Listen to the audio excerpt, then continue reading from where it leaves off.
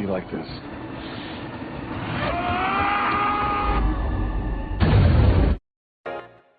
Assalamualaikum sobat Gogoleran yang budiman, bagaimana kabar Anda hari ini? Masih ada semangat untuk berubah?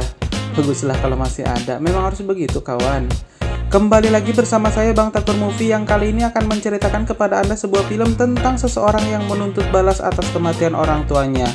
Di mana film ini mempunyai alur cerita yang sangat plot twist dan akan membutuhkan IQ tinggi dalam mencernanya. Tanpa berlama-lama untuk berbacot ria karena akan membuat Anda mules, mari kita mulai aja alur ceritanya. Kisah berfokus kepada Ray Cooper dan keluarganya yang sedang melakukan kegiatan camping di tengah hutan.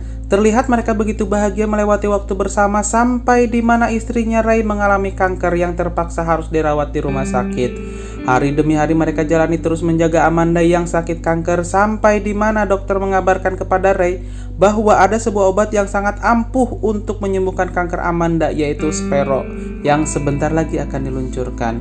Hal ini tentu menjadi kabar sangat baik bagi Ray dan Rachel anaknya. Scene pindah ke ruangan Amanda yang mana Ray menanyakan kapan pengobatan kepada istrinya akan dilakukan. Tapi suster menyarankan agar Ray menanyakan langsung kepada dokter yang bersangkutan. Dan disinilah awal konflik dimulai.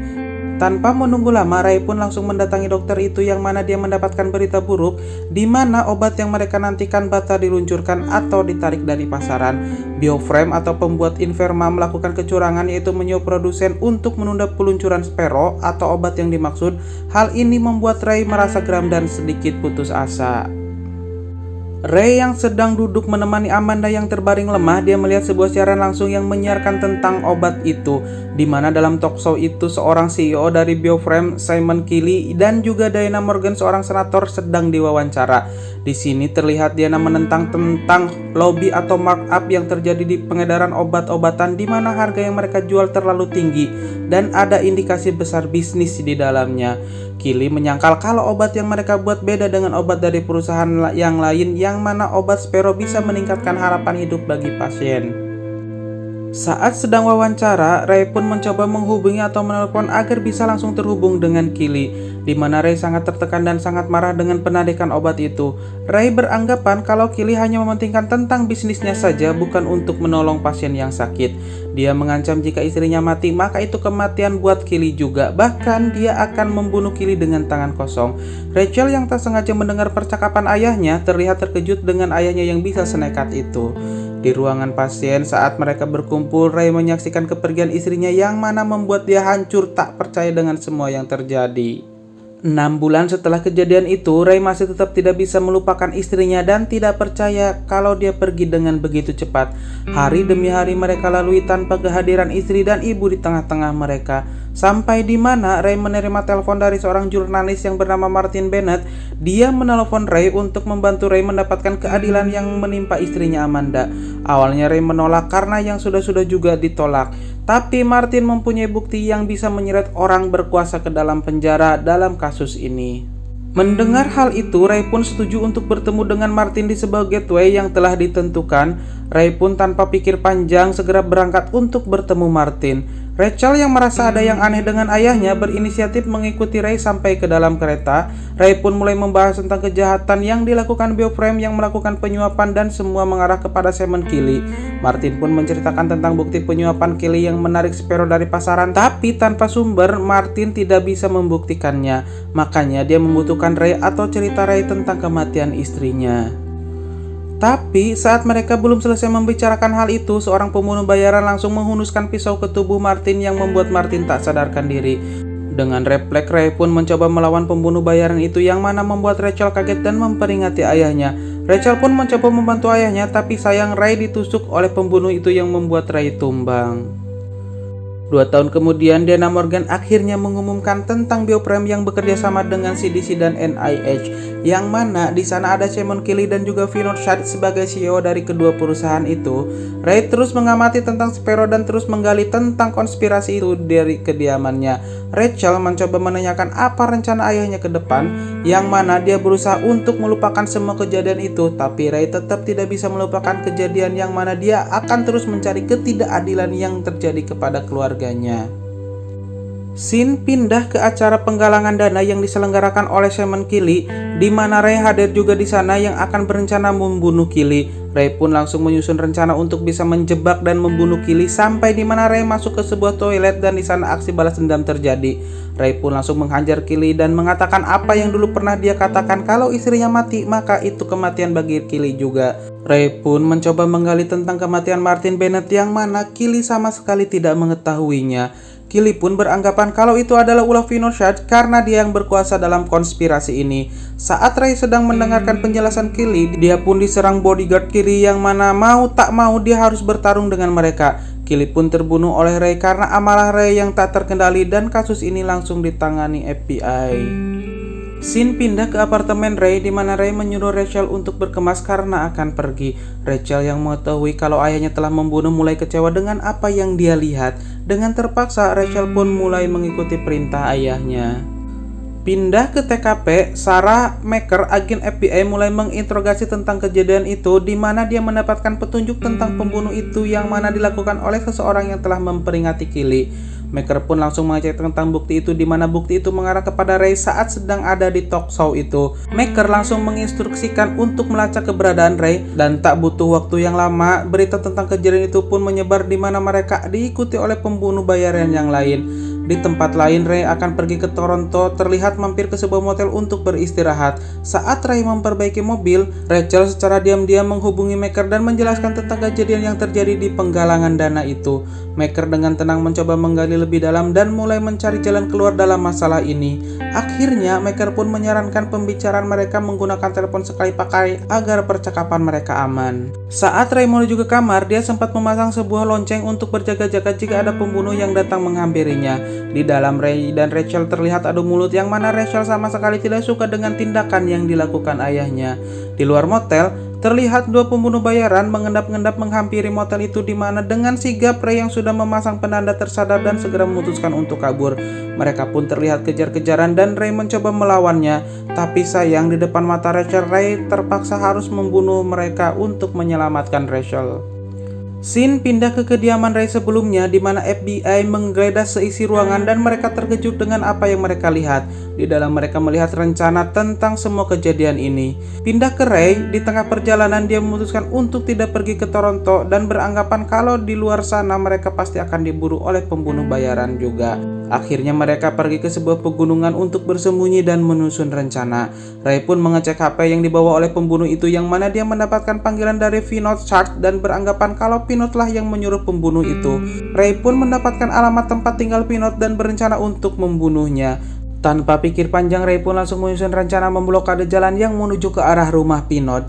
Dia pun sempat belajar menggunakan senjata api yang diambil dari pembunuh bayaran yang ada di motel untuk berjaga-jaga. Rachel yang jauh dari pantauan Ray mencoba menghubungi Maker dan menceritakan kalau dia diserang dan diburu oleh orang yang tidak dikenal. Dengan sangat profesional, Maker mencoba menenangkan Rachel.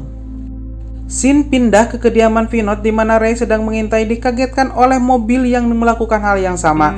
Saat Vinod keluar dari rumahnya, Ray pun bergegas menuju jebakan yang telah dia siapkan, di mana Vinod merasakan ada yang aneh dan memutuskan untuk kembali mencari jalan yang lain. Tapi saat akan mundur dengan cepat, Ray menyeruduk mobil yang paling belakang dengan bulldozer.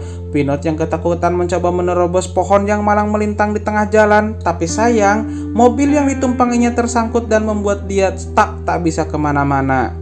Dari arah berlawanan datang sebuah mobil yang mana itu adalah pembunuh bayaran yang mengejar Ray tadi. Vinod pun segera pergi dari mobil itu, tapi di belakang dia ditangkap oleh Ray dan mencoba menginterogasinya. Saat sedang menanyakan tentang pembunuhan Martin, Vinod pun ditembak oleh pembunuh bayaran itu yang membuat Ray pergi dari tempat itu.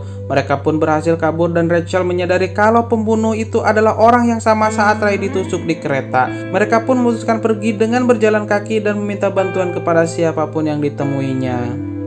Tibalah mereka di pos damkar yang terlihat kosong di mana Ray mencoba mengambil mobil derek yang terparkir dan membawanya. Di tengah perjalanan, dia melihat mobil si pembunuh bayaran itu sedang terparkir di sebuah bar. Ray pun mencoba mengawasinya dari jauh tapi dirasa tak ada pergerakan. Ray pun memutuskan untuk menemuinya. Di dalam bar, Ray mendekati pembunuh bayaran itu yang mana Ray mencoba menggali siapa yang menyuruh mengejarnya. Sampai di mana pembunuh bayaran itu mengatakan nama Diana Morgan lah yang menyuruh untuk melenyapkan Ray. Scene pindah ke Maker yang sedang menggali lebih dalam tentang Rachel, di mana dia beranggapan kalau Rachel perlu dilindungi. Maker pun memerintahkan untuk melacak semua tentang Ray dan Rachel, sampai di mana Maker mendapatkan info tentang keberadaan Ray dan Rachel. FBI pun langsung melakukan penyergapan di mana Ray dan Rachel terlihat akan mendatangi sebuah tempat, tapi sayang mereka disebutkan dengan kedatangan para agen FBI yang mana membuat Ray mau tak mau harus segera menjauh dari mereka. Ray yang terjebak di sebuah jembatan yang sedang macet dan memutuskan untuk pergi menjauh dari sana. Ray dengan tergesa-gesa berlari sekuat tenaga menjauh dari kehadiran FBI, di mana dia masuk ke dalam stadion yang sedang penuh dengan kerumunan orang. Ray pun yang terus menjauh akhirnya terbocok di sebuah atap stadion yang mana dia sudah tak punya jalan lain lagi selain menyerah. Maker yang dari tadi mengikuti Ray mencoba membujuk Ray untuk turun, dan disinilah semuanya terungkap, di mana Ray yang selama ini kita lihat ternyata dilakukan oleh Rachel, mulai dari pembunuhan Kelly, terbunuhnya 2 orang yang ada di motel, jebakan yang membuat Vinod mati itu adalah Rachel, sampai yang paling mengagetkan saat Ray mendatangi pembunuh bayaran yang berada di bar pun itu adalah Rachel. Dan di sini baru tahu kalau ternyata Ray Cooper meninggal saat penusukan di kereta tersebut. Wow sekali ya alur ceritanya, sampai saya bingung. Lanjut, Rachel yang terpojok memutuskan untuk terjun ke aliran sungai yang berada tak jauh dari stadion itu, dan akhirnya Rachel pun berhasil ditangkap. Saat berada di ambulan, Rachel yang baru sadar mencoba untuk kabur dan membuat perlawanan yang mana dia berhasil keluar dan pergi dari tempat itu. Rachel yang merasa kehilangan atas kematian kedua orang tuanya terlihat dia berhalusinasi seolah-olah ayahnya ada di dekat dia. Rachel pun dengan penuh ambisi membulatkan tekad menutaskan misi ini untuk mengungkap semua tentang kematian orang tuanya. Scene pindah ke tempat kampanye Diana Morgan yang mana Rachel hadir juga di sana. Pembunuh bayaran yang menyadari kedatangan Rachel akhirnya mengikuti Rachel yang terlihat mencurigakan. Rachel yang sudah mengikuti Diana sedari tadi mulai menyusun rencana agar dia bisa mendapatkan bukti tentang penyuapan Diana terhadap Bioprem karena menarik obat Spero dari pasaran yang membuat ibunya mati, dan juga tentang pembunuh ayahnya yang berada di kereta. Rachel yang cerdik mengambil ID card atau akses milik orang lain agar bisa masuk ke ruangan yang lain. Di dalam, Rachel terlihat ragu untuk melakukan misi ini, tapi karena dendam di dalam dirinya yang begitu besar, akhirnya Rachel pun melanjutkan misinya. Di dalam ruangan, Rachel dikagetkan dengan pembunuh bayaran yang mengejarnya. Dengan refleks dan sedikit ilmu boxing, Rachel pun berhasil melawan dan kabur dari pembunuh itu. Tapi sayang Rachel yang masih amatir tetap tidak bisa melumpuhkan pembunuh itu, yang mana pembunuh itu masih mengikuti dan mengintai keberadaan Rachel. Rachel pun mencoba dengan segala cara untuk melawan pembunuh itu sampai dia berhasil menjatuhkan senjatanya dan bertarung dengan menggunakan pisau saja. Mereka pun bertarung di dalam sebuah kolam air mancur yang mana Rachel sempat kewalahan dan terlihat tak berdaya seolah-olah akan mati.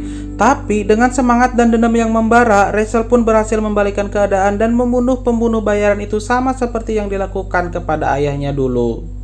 Scene pindah ke ruangan kerja Diana yang mana Rachel mengancam akan melaporkan Diana ke pihak FBI. Tapi nampaknya di sini FBI pasti akan memilih mempercayai Diana ketimbang Rachel yang mana Rachel adalah buronan. Karena Rachel yang gede wawanen, dia pun menodongkan pisau tepat di leher Diana yang membuat Diana gempar dan menceritakan semua kebusukan dirinya, di mana dialah dalang dari penyuapan kepada Bioprem sampai akhirnya obat Sparo itu ditarik dari pasaran. Dia juga yang menyewa pembunuh bayaran untuk membunuh Martin Bennett dan membuat ayahnya terbunuh. Diana yang sudah tak berdaya akhirnya mengakui semua itu ulahnya. Tapi dasar otaknya culas, dia masih tetap tenang karena bagi Diana kandidat dengan uang terbanyak dialah pemenangnya, alias menghalalkan segala cara. Persis banget kayak di Indonesia. Lanjut, Rachel pun mulai terpancing yang mana dia seolah-olah akan membunuh Diana, tapi dia malah pergi membiarkan Diana hidup. Ternyata Rachel sudah merekam semua percakapan dirinya dengan Diana yang akan dijadikan bukti atas kejahatan Diana. Setelah kejadian itu, Rachel yang terlihat akan pergi mengirimkan rekaman percakapan dirinya dengan Diana kepada Maker yang membuat kasus yang selama 2 tahun ini tak jelas juntrungannya sekarang terungkap dan film pun enggesan. Seep kaset. Wow sekali jalur ceritanya, di mana seorang yang terlihat lemah bisa menjadi monster dan mempunyai nyali yang besar karena dendam. Sebenarnya dendam tidak boleh ya guys, tapi kita juga nggak boleh berdiam diri tentang ketidakadilan yang menimpa kita dan keluarga kita. Saran saya sih ungkap semua ketidakadilan dengan pikiran yang tenang dan mencari solusi yang baik juga. Serahkan semuanya kepada Tuhan Yang Maha Esa, terus jangan pakai emosi, jangan pakai ambisi juga, jangan termakan isu atau hoak yang beredar. Cari dulu kebenarannya dan dari beberapa sumber yang terpercaya. Cukup sekian cerita yang Bang Takur rangkum hari ini. Semoga terhibur dan semoga bisa mengisi waktu mubazir kalian. Akhir kata, saya Bang Takur Mufi beserta kerabat kerja yang lagi ngorok mengucapkan hatur nuhun dan sampai jumpa di alur cerita selanjutnya. Assalamualaikum warahmatullahi wabarakatuh.